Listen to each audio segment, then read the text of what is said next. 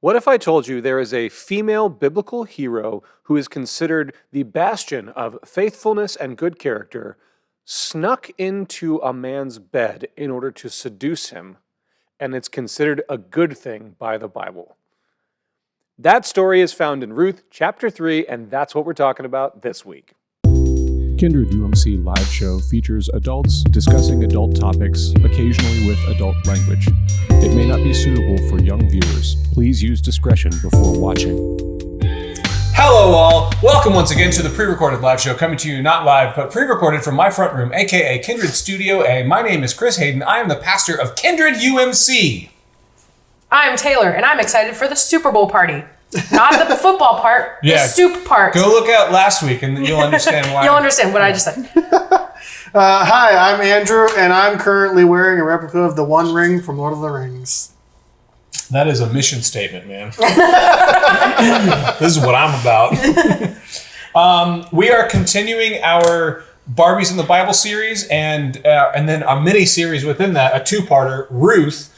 This is, we're going to be looking at Ruth chapter 3. Excuse me. We had a karaoke night, and I'm phlegmy.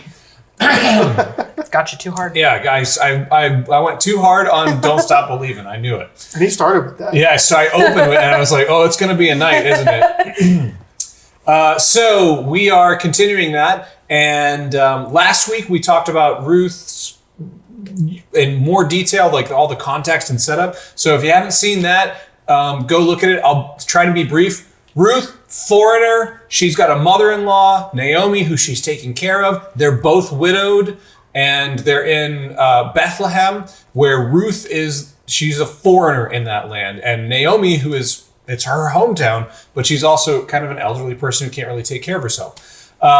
Ruth starts working in the fields to get food for both of them, and she catches the eye of the field owner. His name is Boaz, and he is a relative of Naomi, and then by law, Ruth. Here's why that matters. Okay, ready? There's a process in Israelite culture at that time about redeeming a widow. So, for example, if I had a brother, I'm an only child, but if I had a brother and he died, he got married and he died, and my sister-in-law, his wife, is an ancient Israelite person who, as a woman, can't really own property and is often viewed as property herself, I have the opportunity as next of kin to redeem her, essentially bringing her under my roof. Now, and on one hand, she's another mouth to feed, and I have to take care of her. She can't really earn an income because she's a woman, you know? But can't do anything. Yeah, not in that culture. I mean, well, there's plenty of things they can do, as we saw from go check out the Judges one. Gosh, too many names now. Deborah. Deborah and Yael. Yael. Go check out Deborah and Yael. Yeah, they killed it. Literally. You'll find out what women can do. But yeah, and culturally speaking, women can't earn an income. They can't really, work to contribute to the household. The way that they contribute is to birth sons or daughters that you can then sell off to get married. Unfortunately, it's a brutal tear. It's a brutal, it's a hard knock life for us girls out here. Yeah. We've made a lot of progress. Still much to go. Yeah, we've made a lot of progress. We're in the right direction. Let's keep it going. Let's keep pushing that boulder up the hill. So that's the situation we're in. That's why Boaz, as a kinsman, as a relative of Naomi, matters so much, because he may have the opportunity to redeem Ruth and Naomi and essentially bring them under his roof. And then Ruth can be Boaz's wife, and Naomi can be, the mother-in-law who lives in the apartment upstairs or whatever. Yeah, that's where I originated from. Yeah, exactly. Yeah. So that's why the relative language matters so much. Ruth, we talked about last week, Ruth has caught the eye of Boaz by her willingness to take care of Naomi and not abandon her willingness to travel to a foreign land to take care of her, and her willingness to work her butt off in the fields. And so Boaz has taken an interest, offered her protection, and we're going to pick it up at Ruth chapter 3, verses 1 through 13. And this is going to be Naomi's advice to Boaz. So Ruth has been working the fields for the harvest of barley and the harvest of wheat. So it's been a long time. It's been seasons, And after you harvest all the barley and the wheat, then you have to thresh or winnow the actual parts of barley and wheat are okay, here. This is important context. So picture a stalk of wheat, like a wheat field. There's this tall grass and then there's these little things at the top where they go like that. Mm-hmm. Yeah. That's where the seeds are. That's what they call them, the wheat berries. Mm-hmm.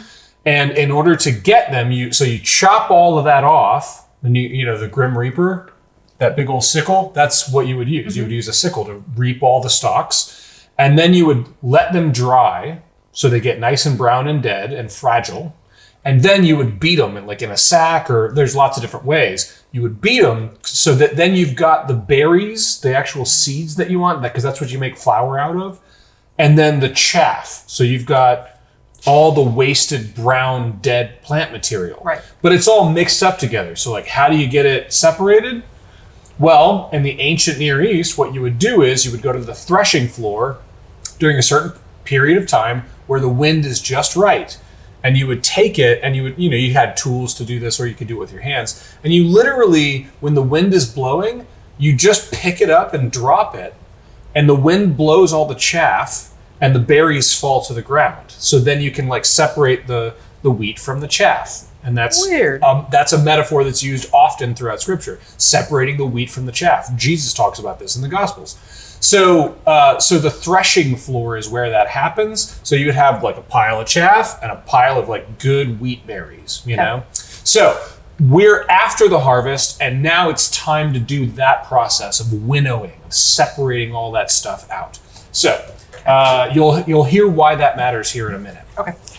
So this is, after all that, this is Naomi's advice to Ruth. Chapter 3, verses 1 through 13. Naomi, her mother-in-law, said to her, "My daughter, I need to seek some security for you so that it may be well with you." So again, outdoing each other with kindness. Naomi is still concerned with Ruth because Ruth is the one taking care of both of them. Mm-hmm. So we need to find you security. We need to find you some stability so that you don't have to do this all the time. So that it may be well with you. Now here is our kinsman Boaz, with whose young women you have been working. See, he is winnowing barley tonight on the threshing floor. So he's doing exactly what I was just talking about. Now wash and anoint yourself, and put on your best clothes, and go down to the threshing floor, but do not make yourself known to the man until he has finished eating and drinking. So sneak in. When he lies down, observe the place where he lies. Then go and uncover his feet and lie down, and he will tell you what to do. She said to her, "All that you tell me I will do." So she went down to the threshing floor and did just as her mother-in-law had instructed her. When Boaz had eaten and drunk and he was in a contented mood, he went to lie down at the end of the heap of grain. Then she came stealthily and uncovered his feet and lay down. At midnight, the man was startled and turned over, and there, lying at his feet, was a young woman. He said, "Who are you?" And she answered, "I am Ruth, your servant. Spread your cloak over your servant, for you are next of kin." All the stuff I was saying, next of kin, she said, so you're the one that can redeem me. You are next of, there's property and legal implications in that phrase. He said, "May you be blessed by the Lord, my daughter. This last instance of your loyalty is better than the first. You have not gone after young men, whether poor or rich. And now, my daughter, do not be afraid. I will do for you all that you ask. For all the assembly of my people know that you are a worthy woman. But now, though it is true that I am a near kinsman, there is another kinsman more closely related than I. Remain this night, and in the morning, if he will act as next of kinsman for you, then good. Let him do it. If he is not willing to act as next of kinsman for you, then as the Lord lives, I will act as next of kin for you. Lie down until the morning." So, you hear there's a little twist. Boaz is not next of kin technically. He has to check with someone else first. And you can read chapter 4. That's less interesting, but they address that. Everyone lives happily ever after. Right. Boaz ends up being next of kin. Ruth and Boaz get married. Naomi, all the stuff works out. But first of all, what do you make of that story?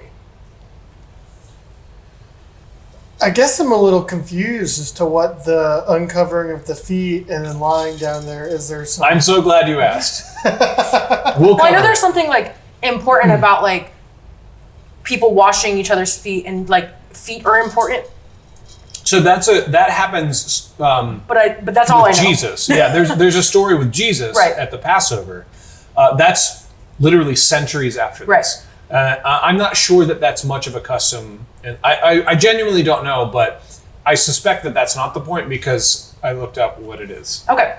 I was gonna say that's my only Yeah, knowledge of that's the Bible. that's a good. Yeah. Okay, so and also this may have implications for that. Let's talk about it. Well, I would have to do it because that's a different language. That's Greek. This is in Hebrew. So Stay tuned. yeah, well, it'll come up. I'll look at it. So here's what's going on. The Hebrew word for feet. First of all, there's a couple of different Hebrew words for feet. Okay. The one that is most commonly used, which is not used here. It's a different Hebrew word here. But the word that's most commonly used for feet in Hebrew is also a euphemism for genitals. I figured it was gonna be something like that. Yeah. So uncover your feet, if they were using that word, it literally is like, show me your genitals, you know? Hey, you gotta do what you gotta do. Here's the other thing though. The word that they are using for feet, it's less common. And so like, so it's not that exact metaphor, Okay. but there's obvious implications here. Mm-hmm. You know, like Naomi says like, get bathed, get anointed with oil, like perfume basically, put on your best clothes, and then sneak in and uncover his feet. This word literally means legs. Okay. So, but when you combine the two ideas, like feet associated with genitals and uncovering his legs, they didn't have much under there. You know? There ain't much going on over You there. know, like he's manual labor on the threshing floor doing hard work. So, you know, not a lot going on. Yeah.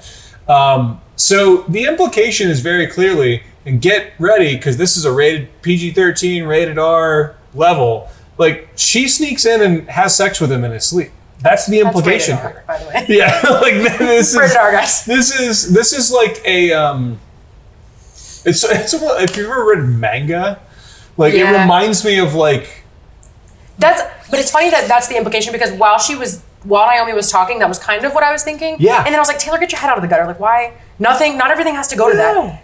That's like what that that's How what I the Met Your writers Mother are saying. Yeah. It's like that How I Met Your Mother bit, or it's like the Naked Man, where like you get home and then they go to the bathroom or something, and then you just strip down and you just stand there, and then like 60% of the time, that's I don't know How I Met Your Mother. Francisco would know it. Yeah. So yeah, I'll take your word for it. Yeah. So essentially, what Naomi is saying to Ruth is like, all right, wait till he's had a hard day's labor and he's alone and he's well contented with eat and drink, and then sneak in, uncover his manhood, and lie at his feet, which, as we know, are euphemisms for Right. genitals. And then, so now, let me read, now that we know that what's really going on, let me read his response again, and I'll inflect a little differently too, because now we know what's going on. So went down. Now we're getting the real tea. He said, "Who are you?" And she answered, "I am Ruth, your servant. Spread your cloak over your servant, for you are next of kin." Like, you get sexual rights to this, is what also she's saying. spread your cloak. Yeah, well, I mean, yeah, I don't know exactly because Yeah, that's a little confusing. I couldn't find a literal. I couldn't find a good comment about like a good commentary about that, but it does seem a little like Yeah. spread your cloak over. Like- you know, Because for me, Your I'm clothes, like, we're gonna be take under the blanket one and go under. Yeah, Yeah. right, That's yeah. what I'm thinking is like, take the blanket. Now we're one because like, now yeah, we're both under the blanket. and like that. I think that's a fair argument to make. Like, Yeah. in light of anything explicitly, scholarly to say one thing or another, that's a perfectly reasonable interpretation, and that's kind of what I think too.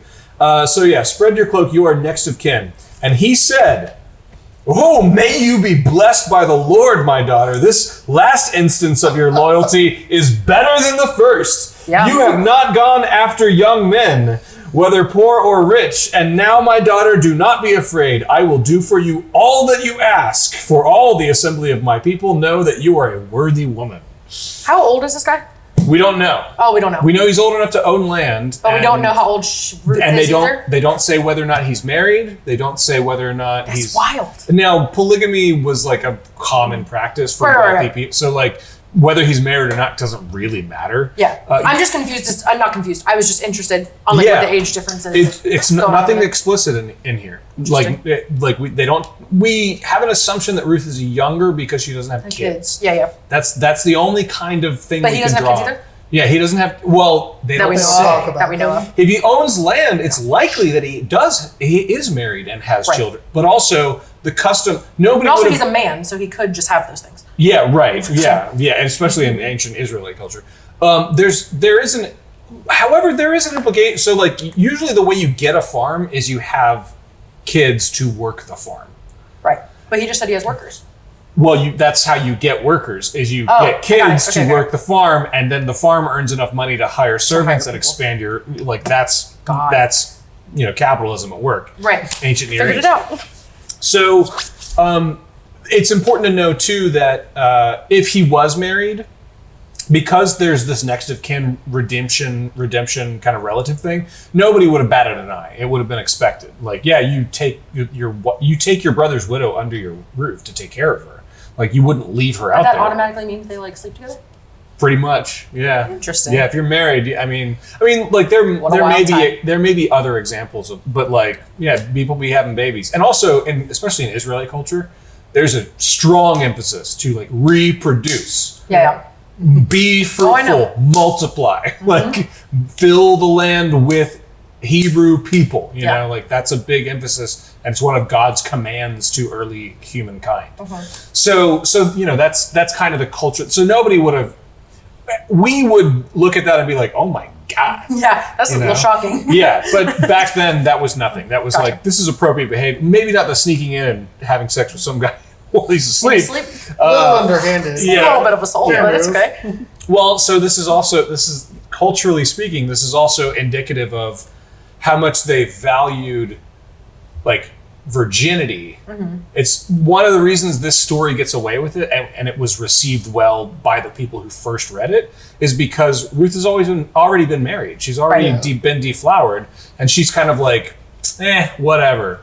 Right. And so the fact that Boaz is like willing to thwart all of that and be like, no, you're the one for me, is actually a heroic thing. At least that would have been considered that way by the readers, you know? I mean, I guess that makes sense. Yeah. So essentially, Ruth sneaks in, surprises Boaz with sex. That's a good way to put it. And then he's like, wowie, wow. And then he proceeds to like arrange to bring her and Naomi on. So this confronts us, because we're talking about feminism, and so this does inherently confront us with what place does sex have in like the feminine wiles, the beguiling of like, and I think there is, and I don't have a great answer for it, but I think it's worth talking about. If we're talking about feminism, for me, this made me think of people who talk about, sex workers, people like strip clubs and stuff, and women who are like reclaiming their power by their. And I think it's worth having a conversation about, at least. I don't know a solid. In my experience, the people that I've talked to have been even remotely in that era or that area. It's very. I've never met anyone who's like super pumped to be stripping. Yeah. It's like a last resort kind of thing. I have seen it like online. Like, Now that like TikTok's a thing, there's like plenty of people now that are like. There are people that enjoy. They know they're good at it. They know they make good money. Like they can take weeks off at a time and just. Yeah, go to and town. I think that's part of the feminism is being able to choose whether to sexualize yourself or not. Like sexualizing somebody without their consent. Yeah, that comes down to it. Yeah, I've often said, I think the church has a really bad track record on sexual theology and ethics. You don't say. And so for me, I've kind of taken it to, I'm going to stay, I'm happy to tell you what orthodoxy is, but I'm also not going to be judgmental about it because I feel like we've done more damage with judgment than we have in the opposite direction. And I'll say, consent is about the only thing that I'm really willing to like take a stand on. Yeah. Anything that's outside of consent is obviously evil, sinful, and something to be rejected. Absolutely. So always secure consent. That's just like, that's it. And I think that is the Christian thing to do. Now, orthodoxy says any sex outside of wedlock is sinful, yet here we have Ruth. Yeah, really. Here we have Ruth. I think She's the hero of the story. They literally named the book after her. Right. You know? I think you said it perfectly earlier. You said it would be heroic for him to basically have sex with her because she's not a virgin anymore. Yeah. But like he genuinely likes her. The implication here is he's really into her. Right. And just wasn't willing to kind of like ask her out, you know? Yeah. Like he was I afraid to think ask her out. I think it's very telling that that even comes up still because like if you think about the way women are sexualized or women presenting people, female presenting people, if you will, it's always like she has to be a virgin and she has to be pure and she has to be clean and she has to be perfectly shaven and she has to be like perfect and everything has to be perfect. But when you think about a man, a visual aesthetic. Yeah. There is something, again, these are generalities, but when women, generally speaking, choose mates based on like status and emotion and connection and social kind of dynamics, and men place much higher value on physical attributes, and with that comes an obsession with youth. And that's why shaved, it's weird. like hairless, It's weird, is man. a thing because youth represents vitality, represents the Purity. like, more likelihood of producing an heir and like producing children. And there's something that we can talk about it and we can acknowledge it and we can try to address it and compensate for it. But at least for the time being, there's not much we can do to root that out and extract it. You know, like, it is just kind of generally part of the way that men and women, and not excluding, like, because literally not excluding gay people, but like that's just the general dynamic of how romance works in our species. And it's again, it's kind of like what we talked about in the last episode about power dynamics.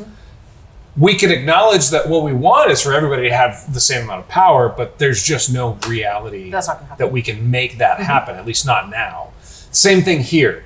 I would love it if everybody could just be seen for the pure soul they are, and we were all judged not by the color of our skin, but by the content of our character and all those things. But as like just not where we're people at. like what they like, and I'm attracted to this type. You know, my wife and I have joked, like, as we look back at my dating record, I'm like, oh, I have a type. Like, I never decided to have a type. Yeah. I never made a choice, but like, look at every woman I had a significant relationship with, and they're almost always darker skin, either like Lebanese or Latin or, Right. you know, and they have a certain body type and a certain there's nothing wrong personality with that. type, you know, like they usually tend to be kind of like cold, hard, B words, you know, and We love you, like, Francisca. Strong-willed. yeah, Strong-willed, there you go. strong-willed. Like, There you go. will call you names in front of your friends if you're acting like that particular name. Like, and I've just always been like, that's the one for me. Like, there's nothing wrong the with soft redhead blonde who's like, oh boy, I'm here to take care of my man. I'm like, hey, sure. I don't know. But then there are a lot of people who really like that too. Yeah. You know, like, more power to them. But And I don't think there's anything wrong with having a type. I think what's Yeah. wrong is judging people. If I think forgot how that's to when it word gets it. to a certain point.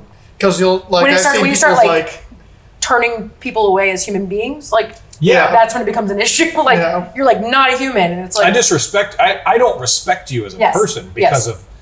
like, why don't you lose some weight or cut your hair or it's like, pick if a you don't thing, shave your whole body every single day, then don't even bother with me. Yeah, it's like, which is all right. It's like, hey, you know what? We all You love talked her. me into it. I will not bother with you. Right. Actually, I'm gonna take me out. Thanks. Yeah. Go ahead and cross Waving me that off your red list. flag. But I think it's also crazy that like we're in 2023 and we still have this like stigma that like men, not saying all men, but General. men can go around. We can speak in general, Yeah. statistical general. Men can go around, sleep General. around, do what they need to do, like take care of themselves, and then women have to stay this perfect I actually, thing, and it's getting better. And I will say it's getting better, but it's still from my perspective, it's still I'm with a woman. I have no interest with ever being a man again, but there's still this like implication of like I have to be perfect for her because I grew up with that. Like you have to like be well, we were clean talking and about kind of like internalized religious trauma. Oh look, we're circling back, everybody. Well, I mean, there's something too. Even if you can identify it within yourself and be like, I do not agree with that belief that I have. It's still a lot of hard work to come out. unpack and like disarm that belief. Yeah. It's really, really hard. And I often say, I'm in the business of getting babies out of bathwater. I do think that there is something to be said about the level of, I think as a culture, we are becoming disconnected with sexual intimacy. I can see I that. hesitate to use the word promiscuity because that word has so much kind of connotation to it that's negative. against women and Yeah. and so if that word is a triggering word, then please hear what I'm really trying to say. When we so trivialize intimate sexual relationships that it becomes like a dating app or like it's almost like Uber Eats, like what am I looking for? That is bad for us, and especially when you go into pornography, like in the same way, that is bad for us. It is bad, and like the church would call it sinful, but that comes with this judgment thing to it. Yeah. And I think technically, if you have a healthy understanding of what the word sin actually means, which many people don't because the church has weaponized it, you can call it sin. But all I mean by that is that, like, we can all admit that looking at pornography or objectifying people, that is not us at our best. You know, like I think we can all admit that is not us at our best. And that's what I'm talking about. Like there's something deeper and more available when it comes to that level of intimacy. And it has to come with human, not body, not object. It has to come with human. It must be a connection for it to matter significantly, you know? And I think we're leaving a lot of significance and meaning, and I think it is at least a small part of why we're dealing with a lot of mental illness and a lot of like people who have anxiety and depression. And I think there's something about our disconnectedness as humans, and we've abandoned a lot of like the ability to relate with one another and be intimate with one another on a human level because we're constantly objectifying each other. Yeah. You know? I can see that. I think, for me personally, I think it's more of a symptom. Like, I don't think it's that because people are having so much sex, they're losing sexual intimacy. I think it's like you were saying, people are losing their intimacy, and because of that, they're allowing themselves to have so much sex. Because I think you can have plenty of sex, and they don't even necessarily need to have intimacy in sex, but you could still have sexual intimacy with the right person. But I think the way I interpret what you're saying more is that because people are having trouble connecting with people, they just sort of are just like, They're whatever, I might as well just, like, I'll get the physical release out of it, so I just don't care. I'll just do it anyways. I like what you said about symptom. I agree. I think there's something deeper going on in people's disconnectedness. Not only with each other, but with and again, charged language, but with God. I'm a pastor. I believe that you should be connected with God and have an active relationship with God. But call it whatever you want. If you're like agnostic and you're uncomfortable with the God language, then call it meaning, call it existence, call it the undergirding reality that is moving us to be better as a species. Like whatever, I call that grace. Like that is the defining nature of creation. We should be chaos, and instead we're order. Like, well, that's a miracle. That for me is enough evidence of God for me. So like, I think at the heart of this kind of goofy, sexualized, almost like a joke comic book story, because it is. It's like the writer knows what the writer is doing. Right. It's almost certainly a man, so I'm going to use he. Like the writer knows what he's doing. He is intentionally provoking the sexual norms of the day and like being funny on purpose. And he's trying to get at this deeper conversation that we've been having about what does it mean to really like take responsibility for someone. What does it really mean to like outdo one another with kindness and to genuinely connect in a loving way? And to do that from your heart, not because you're supposed to. Because Boaz has no reason to like, she's a widow, she's spent, like all that kind of, and he's like, no, you're the one for me.